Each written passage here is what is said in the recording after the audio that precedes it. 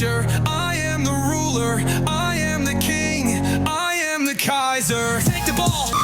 This nigga's terrible. Oh, I'm the GOAT, I'm the best of the best. You already know, Michael Kaiser. get the fuck out of here. Get this nigga out of here. The good news is that we are back from break week. But the bad news is that y'all gonna have to prepare for the next one next week before we are really back in the new year.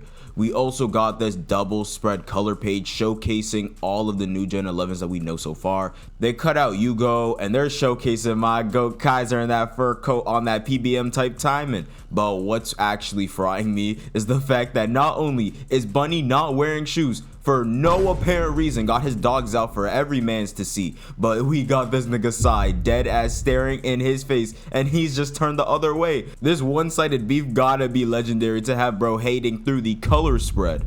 So the chapter starts off with us getting a look at the second group in Group A between France and England, and we see Loki just absolutely speed blitz past two defenders, taking a shot from outside the box, by the way, with the ball touching the back of the net. As the crowd erupts, we see Loki do the thing, being the Mbappe Selly like his volume cover shows, straight aura farming in that bitch. Shit, I bet even the ref was taking notes at this point. We see that France actually won their game in the end 2-1, with Loki scoring the brace, and this could have either meant that France wasn't really trying for real, or England was defending with their lives on the line. We then get shown the stats of the rest of the groups B through O, with Brazil and Senegal, Argentina and Denmark, Spain and Ecuador, Italy and Iran, Switzerland and China, the Netherlands and Colombia, Peru and Austria, Australia and Portugal, Croatia and Canada, rip Ghana by the way, Saudi Arabia and Scotland, Morocco and Ukraine, Uruguay and Turkey, USA and Norway, and Mexico and Poland, all at the top of their groups at the current moment. And by the looks of things, Blue Lock definitely took it to the extreme, because it looks like they're the only ones in the whole tournament that scored 4 points their first game. We then see my GOAT Kaiser get this Kaiser impact in, and he went sleeveless on the kid too. I'm glad to see that he's showing off the tat more and more.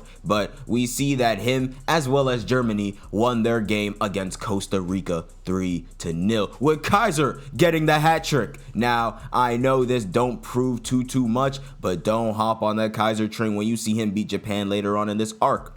Obviously, Germany is at the top of their group as well, with South Korea behind them. We cut to the Blue Lockers actually watching his match, and they were pretty much gassing up Germany. Ryu then hits this Kaiser impression. Otoya caught that shit instantly too, and they started hitting it together, and Karasu told bro to stop messing around. Even Baro had to tell him to shut that shit up. First Yoichi's pops, and now these niggas. They really love rage baiting the relationship between the two. But trust me when I say Germany and France, when they face off, Kaiser is gonna make them look sorry as shit. Hiyori pretty much just re-explains the fact that in the group stages, each team plays 3 matches and the top 2 teams move on to the knockouts. Since Japan already has their first win against Nigeria, if they win their next match, they'll be good. But their next match is against France, also considered as the #1 country in the world for the sport at the moment. But that's when Shigiri, Corona, and Yukimiya pretty much give their best Isagi impressions, basically going off each other, saying how they'll win no matter what. Isagi asked them if they were making fun of him, but Yukimiya said it was more of a compliment, if anything. And they all get to saying how they got a mini Isagi in their heads. And judging by the way that they're smiling, it is definitely not Phantom Isagi, I can say that for sure. Isagi was getting a little heated, but they told him that it just goes to show how much everyone is looking up to him. Raichi over here talking about he doesn't plan to give him the title of the world's best, as if he's any closer to the point than Isagi himself. Man. Anyways, Isagi just smirks, telling them that he wants all the smoke. Isagi ends up going to the bathroom, and we see Rin already there taking a piss, and Nomura just be putting anything onto the page, huh? Cause we did not need to get this box of them peeing talking about some don't look at me as if they some shy ass jits. I'm just glad that the 1 urinal space rule is universal. Rin asks Isagi if football is fun for him when shit is always going his way, and Isagi's like, yeah it is, what's it to you? But Rin just tells him not to get satisfied with it all, and until he destroys his brother Sai, for Isagi to keep being a demon lord who gets in his way, walking out of the bathroom. We see Bachira over here playing with the ball and asked Rin if he'd seen Isagi because he's trying to get some practice in before they hit the hay. But Rin's over here being difficult as fuck, saying he doesn't care and for Bachira to take a shit and go to bed. Like, bro, you could have just said, yeah, in the bathroom. Better yet, you could have just pointed towards the bathroom on that Netero type timing. You wouldn't even have to speak. We see Isagi lock himself in the stall as he contemplates the situation that he's in. He's number 1 in Blue Lock. He has the abilities that are able to hold out against the world. Everyone's chasing after him as the goal. His relationship with Rin is good, strengthening each other as rivals, and even Ego's dream is riding on him, and all of that is good, but Isagi states that being number 1 is terrifying. His hands are even shaking uncontrollably, saying how he knows that he's become the nucleus of Blue Lock, and that's exactly what he wanted in order to become the world's best. But if his condition slips and he messes up and loses, there's a good chance that Blue Lock would collapse with him. Isagi is now feeling the pressure from responsibility when you reach the top of a team, asking himself if Rin, Kaiser, and Loki have been fighting like if this stress was nothing.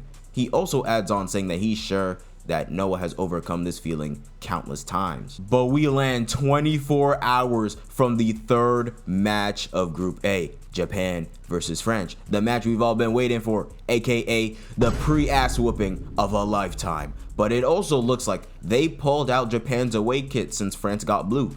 But Isagi says to him not to run away, but to go crazy for the number 1 spot, as the match between France and Japan begins with Isagi walking into the stadium, with the conclusion to the chapter as well. I felt like this chapter was really good. I really loved the depth that we got with Isagi's mental, with him feeling the pressure of being at the top of the team, being Blue Lock, and as well as the last chapter as well, just generally putting aside the sports action and going into more depth with the psychological aspect of the series. Y'all already know me by now. I am a sucker for the depth and psychological aspects of sports manga because I think that it's something that we can all relate to and take from, even if you have no type of sports background or history prior. As much as people don't want to admit it, but compared to other sports manga, Blue Lock is definitely more lacking in the depth department. I've said this before, and I honestly don't mean it like it has no depth at all, because in the last 2 years, Blue Lock has shown us that it has a lot of depth and it can have a lot of depth, but for sure it is not as high as some other series like Ayawashi off the top of my head. But if we're gonna keep going in this direction with Isagi's character, and hopefully other characters as well, then I can for sure see Blue Lock being called the best sports manga of all time without question by everyone. I high-key find it a little strange that we couldn't have gotten the classic double like we usually do before any game in the series. I feel like that would have made the chapter way more hype off the ending and made us way more hype for the next chapter, especially since we're on break week next week and it being the final chapter of the year. But hey, maybe that's just me. I'm very excited to see Charles again, maybe some Charles x Loki link-ups going on throughout the match, Japan's lineup, praying for Shiro to pop out and make his appearance in the match, and of course, one of the bigger mysteries as of late being what position Hugo plays. I personally think it's like center back or somewhere along the defensive line, but I've also seen some other people say that he could also be our new gen keeper that we've all been waiting for so long. And after him getting cut out of the color spread and not getting the France lineup spread that we usually do, could very much mean that, because the gloves would have gave it away like instantly. But I guess we'll just have to wait and see. But yeah, if you guys did enjoy this chapter review, then please leave a like, subscribe to the channel if you are new, and comment down below your thoughts on the chapter and your predictions on the next chapter, the first chapter of 2026, chapter 330. Make sure to also go follow the socials like the Instagram and the Twitter, and be sure to join the Discord to be a part of the community. All links are in the description down below. And without further ado, I hope you guys have a great day and see ya in 2026.